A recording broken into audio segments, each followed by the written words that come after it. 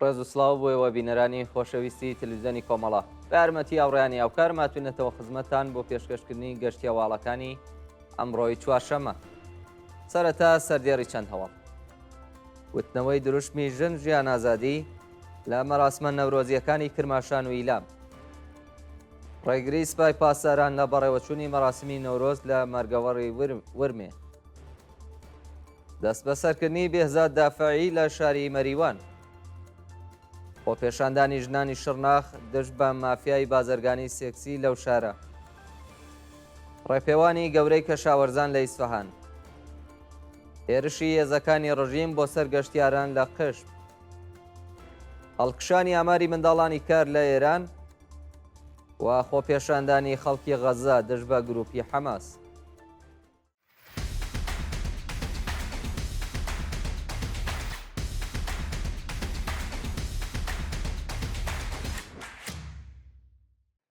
وتنەوەی دروشمی ژن ژیان ئازادی لە مەراسمە نەورۆزیەکانی کرماشان و ئیلام.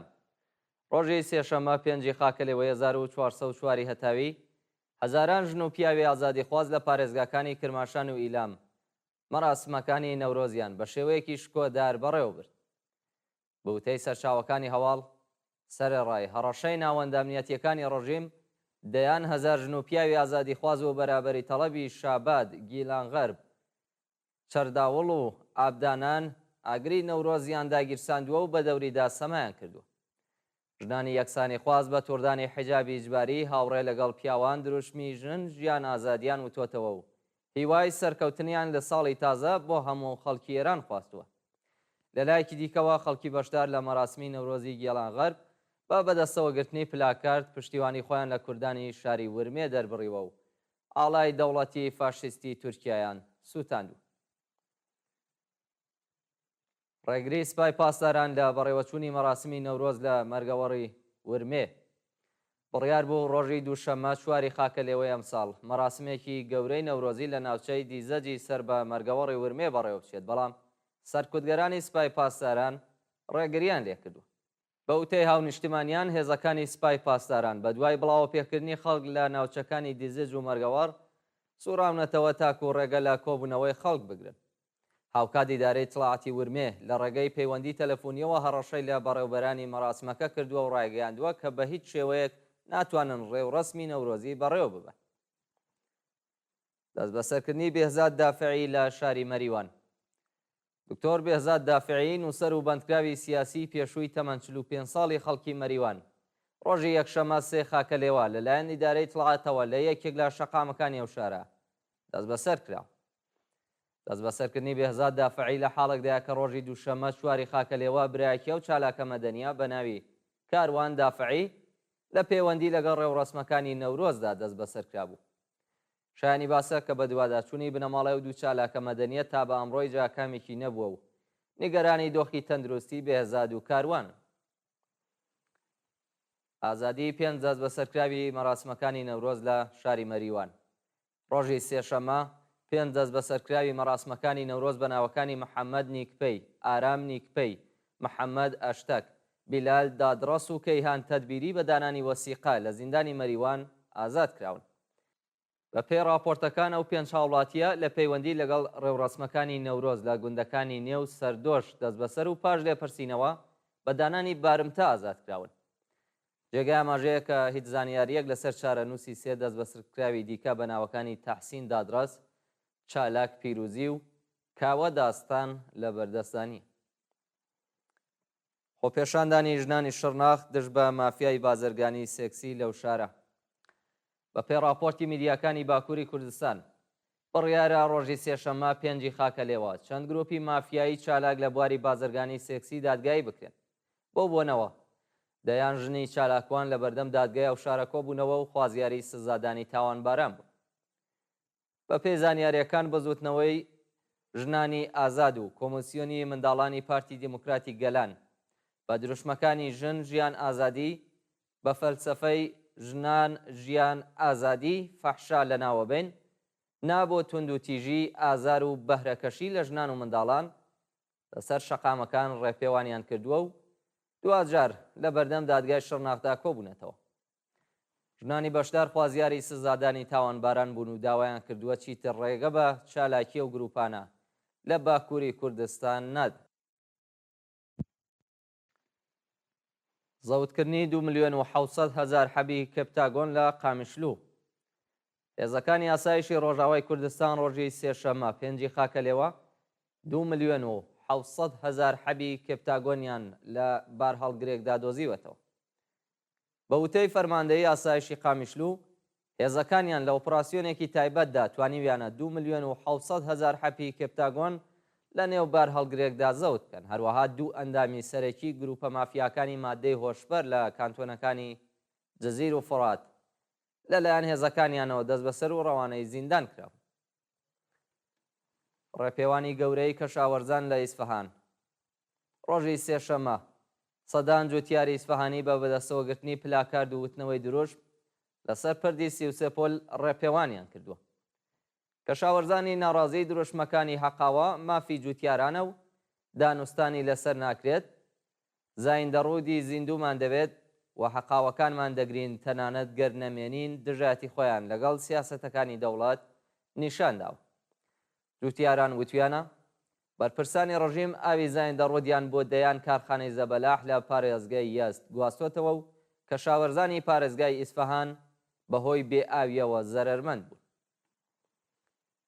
هێرشی هێزەکانی ڕژیم بۆ سەر گەشتیاران لە قەشم. بە پێی ویدیوانەی لە تۆڕە کۆمەڵایەتیەکان بڵاوکراوەتەوە، هێزە سەرکوتگەرەکانی کۆماری ئیسلامی لە ڕۆژانی پشودانی نەورۆزدا هێرشیان کردوتە سەر گەشتیاران و ئامێرەکانی بڵاوکردنی مۆزیکیان زەوت کردو. فەرماندەی هێزە ئینتزامیەکانی دوورگەی قەشم بە میدیاکانی وتووە بە مەبەستی کۆکردنەوەی مەشروباتی ئەلکولی و بەرەنگاربوونەوەی بێحیجابی ئەو ئۆپراسیۆنان ئەنجامداوە. وتەکانی ئەو بەرپرسەی ڕژیم لە حاڵێکدایە کە چالاکانی مەدەنی ڕەدیان کردوتەوە کە هێرشەکە لەسەر خواردنی مەشروب ئەنجام درابێت و ڕایانگەیاندووە کە مەبەستی ڕژیم لەو ئۆپەراسیۆنە ڕێگریکردن لە سەما و خۆشی ژنان و پیاوان بوو. شانی باسەکە لە هێرشی سەرکوتگەرانی کۆماری ئیسلامیدا چەندین کەس دەست بەسەر کراون کە ناسناویان تا بێئێستا ئاشکرا نەکراوە.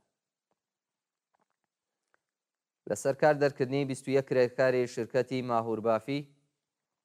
ماهوربافی بەلوچ لە چابەهار. بە فەرمانی بەڕێوەبەرانی شرکەتی ماهوربافانی بەلوچ لە چابەهار 21 کرێکاری بوومی شاغڵ لەو شرکەتە لەسەر کار دەرکراون. پێش ساڵی تازە و لە ڕێکەوتی 26 ڕەشەمەی 1403دا بەڕێوەبەرایەتی شرکەت لیستی ئەو کرێکارانەی کە بڕیار بوو لەسەر کار دەربکرێن ئامادە کرده بوو. بە دوای هاتنی نەورۆزدا خاوەنکار شیفتی کاری کرێکارانی کەم کردوتەوە و ناوی 21 کرێکاری لە گروپی واتساپی پرسۆنەلی شرکەتدا بڵاو کردوێتەوە. جێگای ئاماژەیە کە ئەو 21 کرێکارە چەند ساڵ پێشینەی کاریان هەیە و خاوەنکار هێشتا داخوازیەکانی ساڵی پێشوویانیشی پەرداخت نەکرد. سەپاندنی سزای زیندان بەسەر چالاکێکی سیاسی عەرەب لە ئەهواز. بە پێی راپۆرتی ڕێکخراوی مافی مرۆڤی کارون، چالاکێکی سیاسی عەرەب و خەڵکی ئەهواز بە ناوی ماجد ساری تەمەن 33 ساڵ لەلایەن دادگای ئینقلابی ئەوشارەوە بە 12 ساڵ و 6 مانگ زیندان محکوم کراوە. بە پێی زانیاریەکان بە دوای دەرکردنی ئەو حکومە، ماجد ساری کە بە ئەبوو ئیسماعیل سەواری ناسراوە دەست بەسەر و بۆ زیندانی شەیبانی ئەهواز گوازراوەتەوە. دادگای ئینقلابی ئەهواز ئەو چالاکە سیاسیەی بە تۆمەتی تێکدانی ئەمنیەتی وڵات و تەبلیغ دژ بە نیزام بە 12 ساڵ و 6 مانگ زیندان محکوم کردووە. هەڵکشانی ئاماری منداڵانی کار لە ئێران. بە وتەی بەرپرسانی ڕژیم، ئاماری منداڵانی کار لە ئێران لە 20,000 کەس نزیک بۆتەوە و دەوڵەت هیچ بەرنامەیەکی بۆ چارەسەرکردنی ئەو کێشەیە نییە. پێشتر ڕێژەی منداڵانی کار لە گەورە شارەکانی ئێران 12 بۆ 15,000 کەس تۆمارکرابوو، بەڵام چالاکانی مەدەنی وتویانە ئامارەکە زۆرتر لەو ڕێژەیە کە لەلایەن دەوڵەتەوە تۆمارکراوە و بەلانی کەم 20,000 منداڵی کار کە زۆربەیان خەڵکی ئەفغانستانن لەسەر شەقامەکاندا کار دەکەن. بەشێکی ئەو منداڵانە لەلایەن گروپە مافیاکانەوە بۆ سوالکەری و کۆکردنەوەی زبڵ و پاشماوە بەکار دەبرێن. چالاکانی مافی مرۆڤیش ڕایانگەیاندووە کە دەستدرێژی سێکسی دەکرێتە سەر ئەو منداڵانە، بەڵام ناوەندامنی و قەزایەکانی ڕژیم هیچ بایەخێکیان پێنادە. پێشتر زاکانی شارەداری تاران فەرمانی کۆکردنەوەی منداڵانی بێسەرپەنایدا بوو، بەڵام قوربانیان لە شارەداری تاران دامەزراون و شەوانە لەسەر شەقامەکانی پایتەختدا زبڵ و پاشماوە کۆ دەکەن. خۆپێشاندانی خەڵکی غەزا دژ بە گروپی حەماس. بە پێی راپۆرتی ئەلعەرەبیە ڕۆژی سێشەممە پێنجی خاکەلێوە هەزاران شارۆمەندی ئاوارەی غەزا دژ بە گروپی حەماس خۆپێشاندانیان کردووە و خوازیاری چوونە دەرەوەی چەکدارانی ئەو گروپە لە کەرتی غەزە بوون. بە پێی ویددیوانەی لە تۆڕە کۆمەڵایەتیەکان بڵاوکراوەتەوە هەزاران شارۆمەندی دانیشتووی ناوچەکانی بەیتلاهیا و خان یونس دروشمی حەماس بڕۆ دەرەوەیان بەرز کردوێتەوە و چەکدارانی حەماس بە چەک و باتۆم هەوڵی سەرکوتی خۆپێشاندەرانیان داوە. بە وتەی چالاکانی مەدەنی غەزا خەڵک بەدەست شەڕ و ئاوارەیی ماندوو بوون و گروپی حەماس بە هۆکاری سەرەکی کێشەکانیان دەزانن. هەر بۆ بۆنەوە داوای چوونە دەرەوەی چەکدارانی ئەو گروپە لە غەزە و کۆتایی هێنان بە شەڕ دەکەن. و دوایین هەواڵمان سەبارەتە بە حەوتەمین شەوی ناڕەزایەتیەکان لە تورکیا. شەوی سێشەممە شەشی خاکەلێوەی 1404 هەتاوی دەیان هەزار خوێندکار و قوتابی تورکیا لە چەندین گەورە شاریە وڵاتە دژ بە دەوڵەتی ئەردۆغان ڕژاونەتە سەر شەقام و خوازیاری بایکۆتی میدیا و شیرکەتەکانی سەر بە حیزبی ئاکپارتی بوون.